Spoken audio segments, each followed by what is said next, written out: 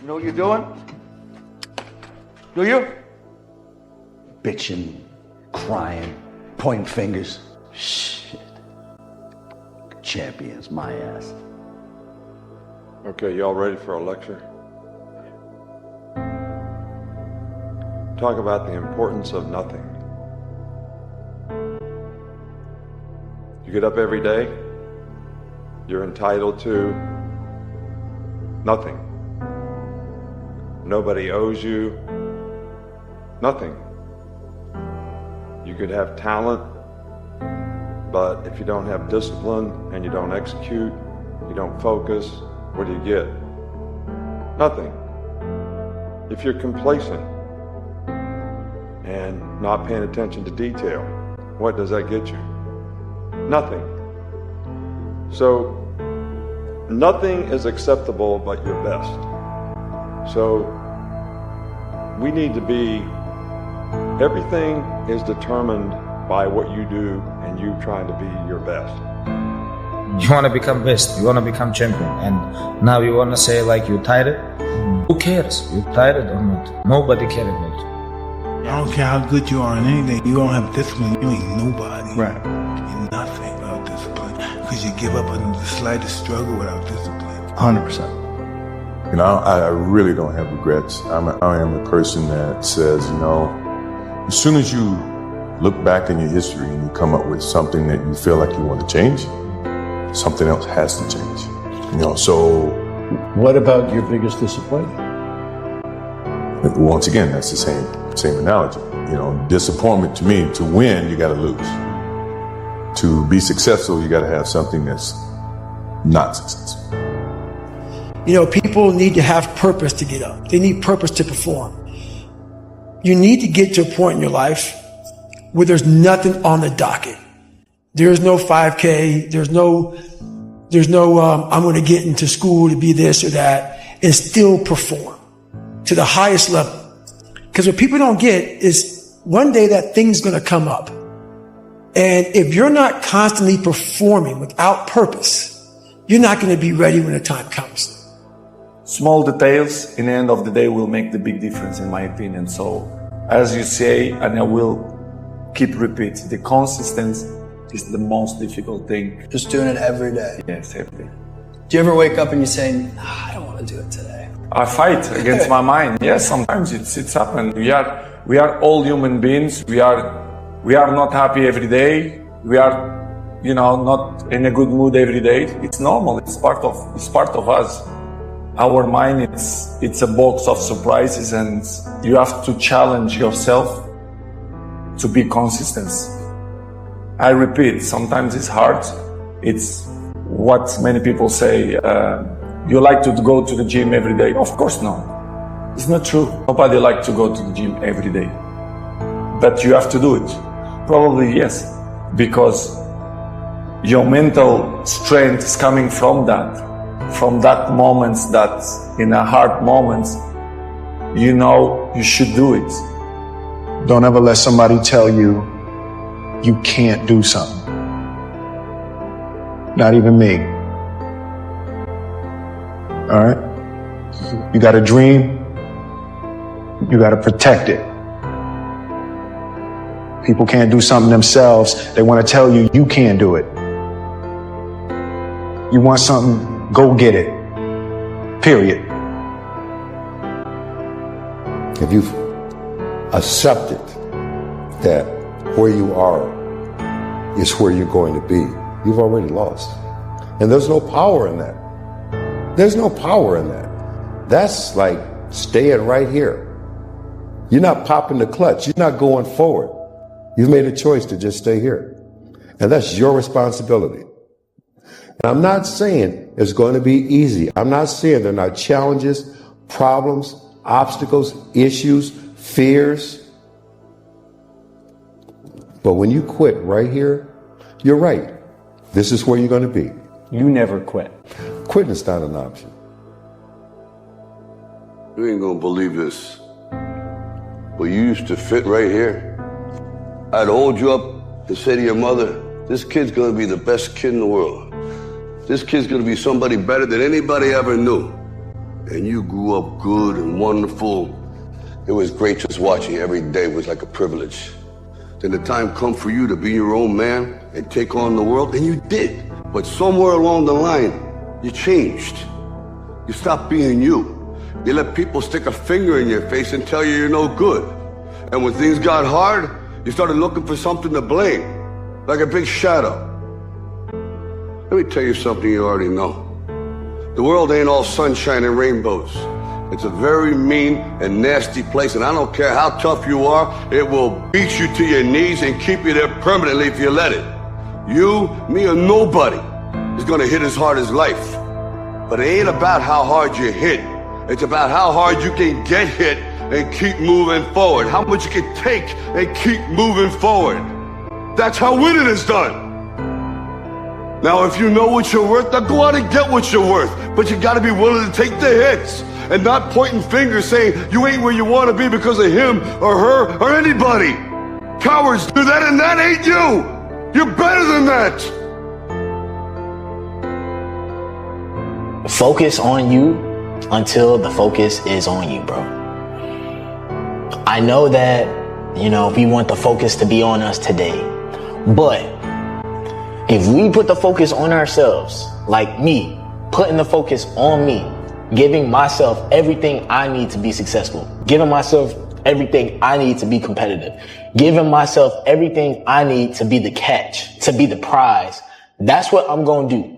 When you focus on doing that, fellas, and you don't pay no mind to nothing else outside of your control, you don't pay attention to them paying attention to you. When you stop doing that, I promise you, that's when the focus and the attention is going to be paid on you, bro.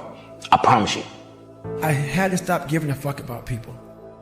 That was the biggest thing. I had to stop caring what people thought about me. I realized that everybody's fucked up. That's the one thing I realized. I walked around and I put these people on a fucking pedestal. Everybody was better than me.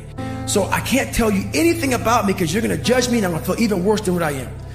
What I realized, once I calmed my mind down and sat back and looked at how jacked up this world is, once you realize that you are not alone, everybody that's talking to you about how jacked up you are, only thing they've done better than you is they've hidden their fucked up world better than you have. I think naturally we go into situations sometimes and we're selfish. And so we want to see, how can this benefit me? How can I go into the situation and it best benefits me and everybody that I'm connected? Like, how can I get the edge in this situation? Instead of stepping back and understanding that when you're selfish, it's a dangerous thing, because when you're selfish and you go into situations at a certain point in life, we're always going to come up against something that's a lot tougher than us. And if we're always selfish, 9 out of 10 times, if the only thing we think about is just ourselves, when we hit something that's a lot tougher than us, we don't have a driving force to do what we do. And so it's easy for us to surrender, step back and say, man, forget it. I'll throw it away. It's just like, I'm married, right? And so I'm young, I'm 6 years in. And so I went to an old couple one time and they were married some crazy years, 60 years, something like that. And I said, right, crazy, insane. But I'm saying, how did you make it last that long? And they said, the reason we made it last this long is because we come from an era when something is broken, we don't throw it away, we fix it. How do you develop consistency and more discipline in your life? And often with these kind of ideas or questions, I find the focus wrong, and I like to look at it differently, from a different angle. So the human brain operates by pleasure and pain. What is pleasurable, we're attracted to, and what is painful, we naturally recoil from. And if things become too painful, we never do them. And if things become pleasurable, we get addicted to them, often with bad consequences, right? So if the idea of discipline, of consistently doing an action, is only associated with pain, with tedium, with being by yourself in a room, doing one thing over and over and over again, you're never going to get over the mountain, because it's associated with too much pain, and the brain naturally shrinks from anything that's painful. The bad feeling that you get from something that you shouldn't have done, or wish you didn't do, or wish you did better, like especially failing at something where you half-assed it and you just feel like a fucking loser, like that just teaches you. It teaches you to get your shit together. Because everybody has dreams. And as much as you want to be able to listen a little bit, because somebody's going to give you a gem, but nobody knows but you. you can't get advice on what you should do with your life, right? Nobody knows what you are.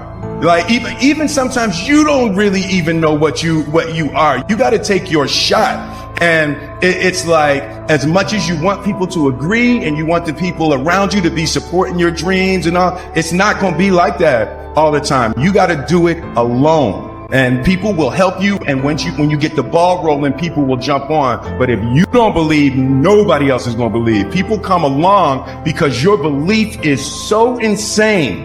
My personal question to you is, why not you? You've got the brains, you can make decisions, you can study the plan, you can change your life, you can grow immensely in the next few years, you can make your dreams come true. You can build a financial wall around your family nothing can get through. You can become healthy. You can become powerful. Why not you? When nothing seems to go right, I sometimes think of a stonecutter hammering away at his rock 100 times without a dent in it. And yet on the 101st blow, the rock will split in two, and I know it was not that blow that did it, but all that had gone before. If you're not willing to practice and practice until you get it right, you'll never make the 100 blows that makes the breakthrough on the 101st. Thoughts are like drops of water. You drop a drop of water on the table here, and it doesn't mean much. But if you keep dropping and keep dropping and keep dropping, you get the table becomes a wash, and then you get a puddle on the floor, and then you can get a little pond and a lake, and finally you can create an ocean. And with our own thoughts, we can drown in a sea of negativity, or we can float on the ocean of life. And it's up to us. This is why most people never get anywhere. Most people are incapable of picking a direction and just going. They observe the possibilities. They get paralyzed by all the possibilities. They refuse to move forward on all the possibilities, and then time passes them by. So it's very important that you make a decision and you go down that path. You commit to that path with the mentality of having zero options. I don't have a choice but to see this through.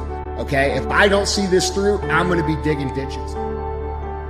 Do you believe that every person has the ability to choose the right path, the spiritually enlightened path? Absolutely. Absolutely.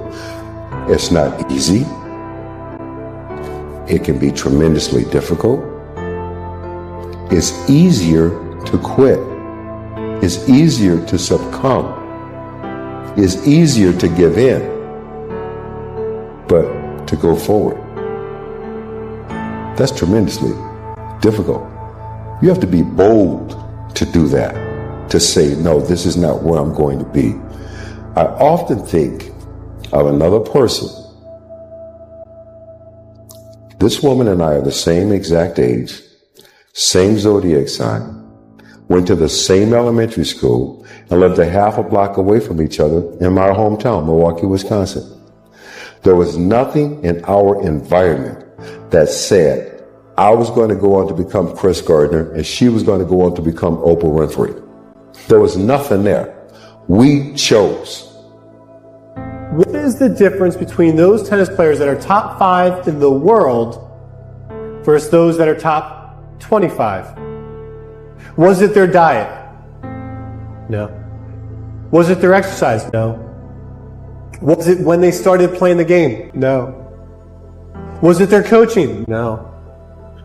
The difference between the top 5 ranked people in the world and the others in the top 25 was their thinking. In the 10 to 15 seconds after a point had been scored in tennis, those athletes that thought positive things such as, I love this game. There's nowhere else I'd rather be. I may have not got that shot, but I'm going to get the next one. Watch this. Those athletes that thought positive, it slowed down their heart rate, slowed down their breathing rate, and across the entire competition, they were conserving a lot of energy. They were feeling better about themselves, and thus across the entire tennis match. In the end, they were victorious. I have failed far more times than I've succeeded. Far more. You will never succeed more than you fail. That's not how it works. You know why? Because failure is a wonderful teacher. It's the only way to learn. You have to fail. Failure is a part of the process to becoming successful. I tell people this all the time. Michael Jordan, the greatest basketball player in the world, he took 946 game-winning shots. He has only made 146 of those. He has missed over 700 times, but he has made 146. You know what they write about? When he make it. They write about when you make it. So guess what? When you get through failing, all you got to do is make one. What's your secret? Because you're showing no signs of slowing down. No secrets. Don't exist secrets. The secret is dedication and hard work.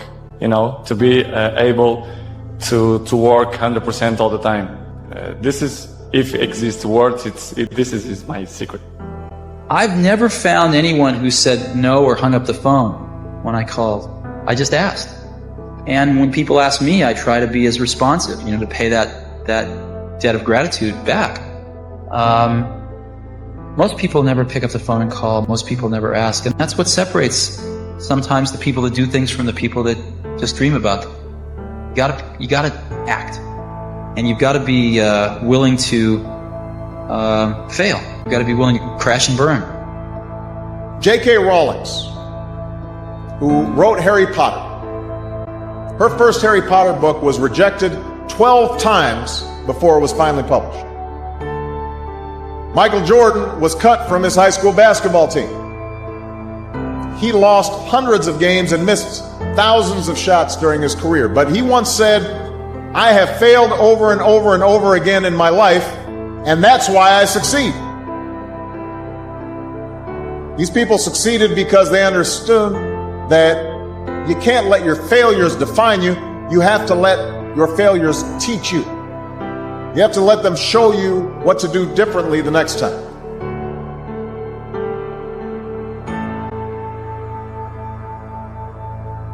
A lot of people, it's hard to imagine, but you have to learn how to fail. Because I'm going to explain this to you. I had big dreams. A lot of us have big dreams, big goals. And when you have goals that are maybe outside your reach, you have to know that getting to that goal, you're going to have a lot of bad days, a lot of setbacks. So like when I was losing 106 pounds in 3 months, the first 2 months or the first 2 weeks, it's like I was gaining weight. I would lose a pound, gain 2. So I was just failing. I kept failing and kept failing and kept failing. So I had to teach myself how to fail right. And what that means is when I fail, I can't spend much time in that fail zone. I have to be able to get up and get after the next day just as fast. Because my goals were, to be a Navy SEAL. I don't have time to stay here and feel bad for myself for weeks and months and years because I'll lose that time. So the big thing is know that if you have big goals and big dreams, along the way, failure is going to happen. So how fast do you get up from that? And you got to teach yourself that. Organize your life. Like, get a routine. Get up every day at the same time. Go to bed at the same time. Establish disciplined habits. And that will help a lot. Schedule. And here's how to use a schedule. Use a calendar. Use Google Calendar, but don't use it as a tyrant. You want to use a calendar as if it's your confidant and advisor. And what you want to do is use the calendar, sit down, open the calendar and think, okay, well, here's what I'm going to do. I'm going to design a week of days that I would really like to have. To be doing something that you are truly passionate about. It cannot just be, I want to make money. Everybody wants to make money. You got to be doing that one thing that you would be willing to do for free. The one thing that gets you so excited the sun cannot come up soon enough in the morning because you want to go and do your thing.